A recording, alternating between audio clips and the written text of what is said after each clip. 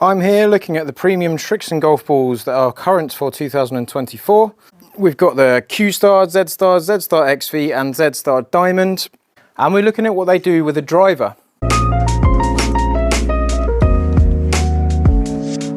I've already hit a few drivers and I've noticed a few differences between the balls. And most of the differences I'm seeing between them is based on ball speed. A few differences in launch and spin. Ball speed between each golf ball, how it flies off the face, how it squashes and releases off the face relative to my speed. That will be different for each golfer, but this gives us a nice baseline for that. Now with the Q Star Tour, if you see my other video on wedges and irons, we got a bit more speed from the face on that golf ball because we had a bit more squash and release with the slower swing speeds. So with a medium to slow swing speed on the driver, you could well get more ball speed out of the Q Star Tour because it's got that rebound off the face. But when you get a little bit faster and you go into that higher swing speed, the ball stops releasing off the face because it's squashing too much to basically be able to do that. So I haven't been able to get this golf ball to get over 164 mile an hour speed. It's almost got a little bit of a ceiling of speed from the face, especially when I push slice it. It carried a long way. That is wet. But it feels nice and soft off the face, doesn't feel too hard or harsh. Spin rates stay fairly low. We'll have a look at the data at the end. Totally deleting those two shots. It's not fair to put them in there because it's my shocking swing. Now I have hit a couple of really long shots with the Q Star Tour, so it can get up there, but it didn't do it through ball speed. It did it because the launch was nice and high and the spin was nice and low in how it flew. So it cut through the air really well, really efficiently, and it got there on flight characteristics as opposed to raw speed.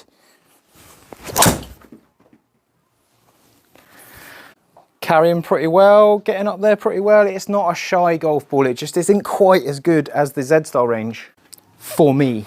And now we go into the Z Star. So current ones have the little gap in the writing there instead of it being filled in. If you find a Z Star that's got that filled in, it's going to be slightly different to this. Not by a lot, but they do change it. They change the formula a little bit here and there.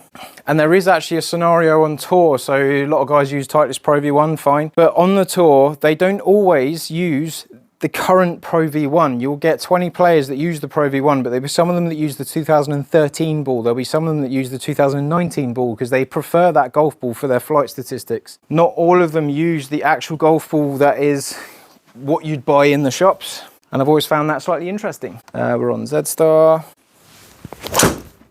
Now Z Star, very good performing golf ball. It's got a harder core than the Q Star, so it does get a bit more ball speed for me. And I find the launch and spin to be quite consistent with this as well.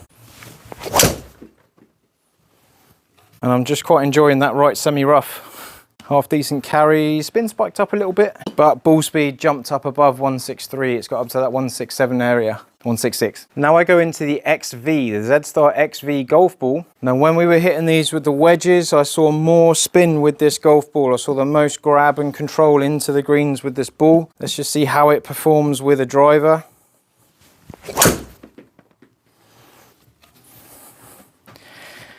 Yeah, it kind of flies pretty well.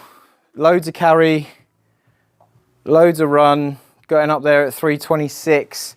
It goes quite nicely. Now what I found with last year's golf ball on the XV is that I got higher spin on the wedges and then I got still quite high spin on the irons, and then when I went to the driver the spin went lower. And I think that's pretty consistent with what I'm seeing here again. But my favourite part of these individual golf balls, like you've got Titleist Pro V1, Titleist Pro V1X, you've got two golf balls to choose from. In the Srixon, yes, we have Z Star, Z Star XV and Z Star Diamond. We've got three balls to choose from in that premium lineup. But they've all got subtle differences that can suit different golfers in different areas. Now one of my favourite things here is that the Z Star Diamond has a different flight, it has a different height. Little push, bit of a mistrike, but the spin still stayed quite low. That ball was wet.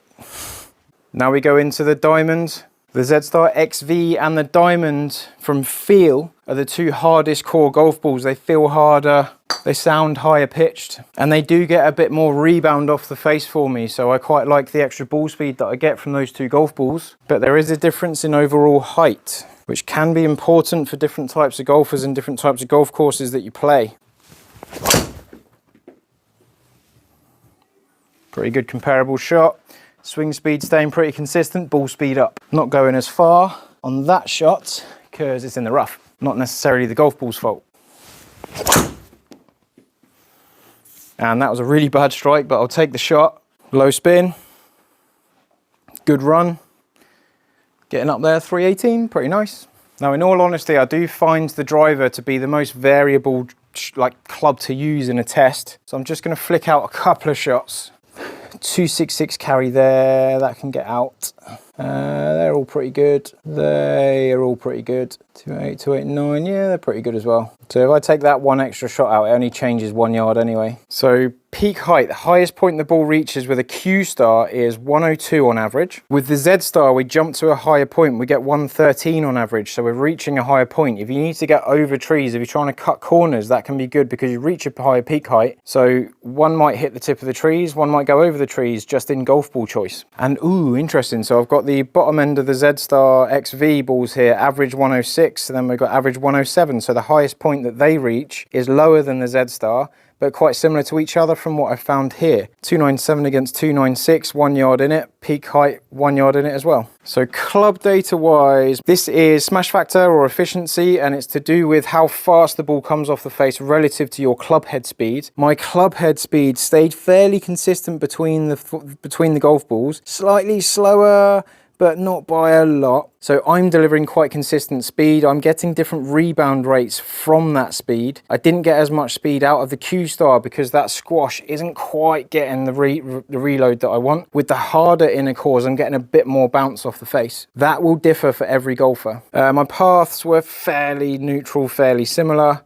And my angle of attack, so how much I hit up on the golf ball, was pretty similar and pretty uniform between them as well. And ball data wise, we're seeing a jump in speed. There's more speed when I get the firmer inner cores. When I get the softer inner core, I'm not getting as much, but I did get more when I was hitting the wedges, if you jump on that video to have a look at that. Spin rate's fairly similar. I've got the lowest spin rate with the Z Star Diamond, which is nice.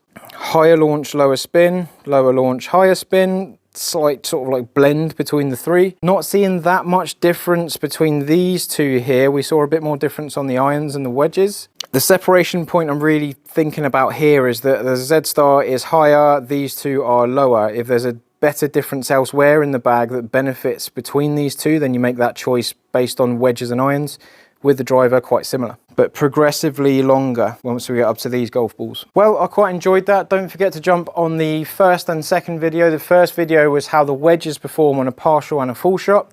The second video was on how the irons perform in terms of height, spin, how they land between those golf balls as well. So when there's something where it doesn't change much at one point of the bag, but then somewhere else in the bag there's a bigger difference, you're just thinking about where your game is and where you want your game to be. If I play on a links course, I want a lower peak height, I want to keep it under the wind a bit more. If I play my home course like Leighton Buzzard, I go across a lot of corners, I go over a lot of trees, so I might choose a golf ball that's going to get up and over those bits a little bit easier without actually changing my carry number. So there is a few things to consider, but I hope you found that enjoyable and helpful, and I'll see you on the next video. Don't forget to watch episode 1 and 2 of this series.